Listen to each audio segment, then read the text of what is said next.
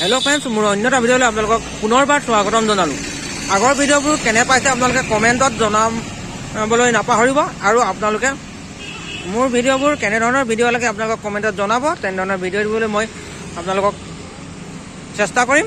আৰু বৰ্তমান মই উপস্থিত আছোঁ ষ্টেডিয়াম গ্ৰাউণ্ডৰ যিটো ষ্টেডিয়ামলৈ অহা যোৰহাট ষ্টেডিয়ামলৈ অহা ৰাস্তাটো তাৰ ফ্ৰণ্টৰ ৱালত ধুনীয়াকৈ সুন্দৰভাৱে অংকন কৰা আছে।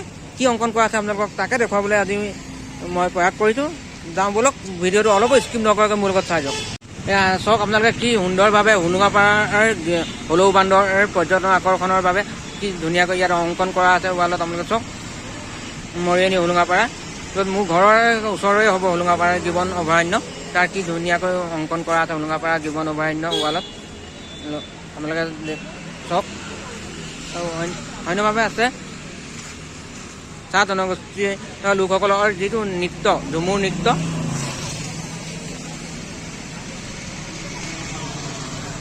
আৰু আগলৈ গৈ চাওঁ আমি, এইখন চাওক যোৰহাট ক্ৰীড়া ক্ষেত্ৰৰ দুটিমান মাহল ষ্টন। চাওক আপোনালোকে কি সুন্দৰভাৱে ইয়াত মানে কথাৰে লিখাৰ লগতে ছবিৰো অংকন কৰা আছে। অন্য এখনত চাওক আপুনি, অসমত প্ৰথম সংগঠিত ক্ৰীড়া মহোৎসৱ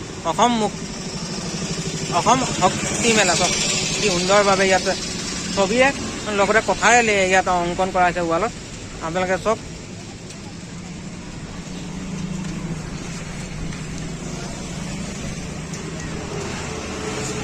আৰু এটা চাওক আপোনালোকে অসমৰ অগ্ৰণী নাটঘৰ স্থাপিত হৈছিল 1996 চনত যোৰহাট থিয়েটাৰ। চাওক কি সুন্দৰভাৱে ইয়াত অংকন কৰা হৈছে ৱালত।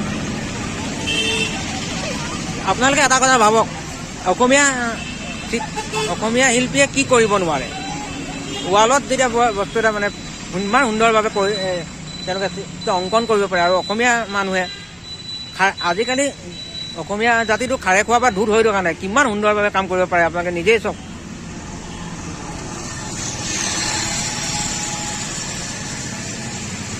আৰু এখন চাওক আপোনালোকে 1857 চনৰ স্বাধীনতা সংগ্ৰামী বাহাদুৰ গাঁওবৰুৱা প্ৰকৃত নাম শ্বেইখ বাহদিল। জন্ম হৈছিল তেওঁ 1819 চনত, মৃত্যু হৈছিল তেওঁ 1891 চনত। আহোম ৰাজত্বৰ আহুৰকটা বৰুৱা দবিপ্ৰাপ্ত পৰিয়াল, হিন্দু মুছলমানৰ সমন্বয়ত ব্ৰতী। চাওক আপোনালোকে কি সুন্দৰভাৱে ইয়াত তেওঁৰ ছবিখন অংকন কৰা হৈছে ৱালত। তেনেদৰে এইবোৰ আছে আপোনালোকে চাওক।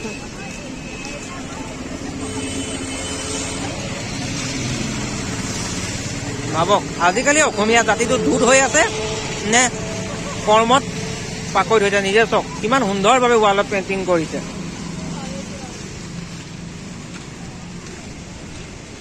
আৰু অন্য এটা এইফালে চাওক আপোনালোকে কাশীনাথ শইকীয়া। চাওক কিমান সুন্দৰভাৱে ৱালত তেওঁলোকে মানে ৱালত অংকন কৰিছে। চাওক অকল অংকনেৰে ইয়াত কথাৰেও লিখা আছে, আপোনালোকে নিজে মন কৰক। তাৰ লগতে এইটো চাওক কি সুন্দৰ।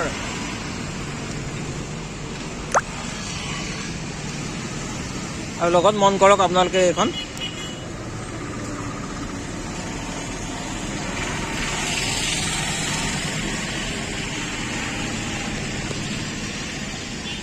স্বৰ্গদেউ পুৰন্দৰ সিংহ যুৱৰাজ কামেশ্বৰ সিংহৰ মৈদাম। চাওক কি সুন্দৰভাৱে ইয়াত অংকন কৰা হৈছে। লগত পূৰ্ণানন্দ বুঢ়াগোহাঁই সুদক্ষ ৰাজমন্ত্ৰী। চাওক আপোনালোকে কি সুন্দৰভাৱে ইয়াত অংকন কৰা হৈছে ৱালত।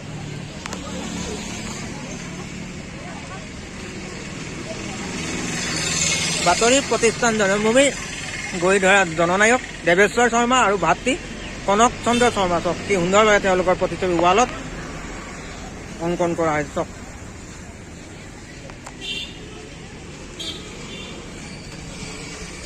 আৰু এইখন মন কৰক, অসম কৃষি বিশ্ববিদ্যালয় স্থাপিত হৈছিল 1969 চনত।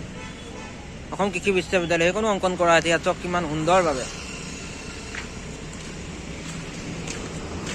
আৰু এইবোৰ মন কৰক কিমান সুন্দৰভাৱে ৱালত মানে তেওঁলোকে অংকন কৰা হৈছে।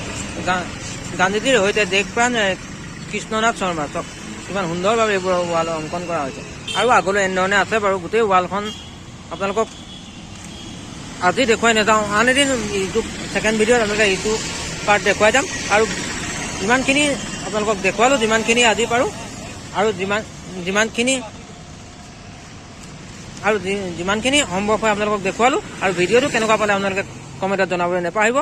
আৰু পাৰিলে ভিডিঅ'টো অলপ শ্বেয়াৰ কৰি আৰু ছাবস্ক্ৰাইব বটনটো দবাবলৈ নাপাহৰিব। ধন্যবাদ। জয় অসম।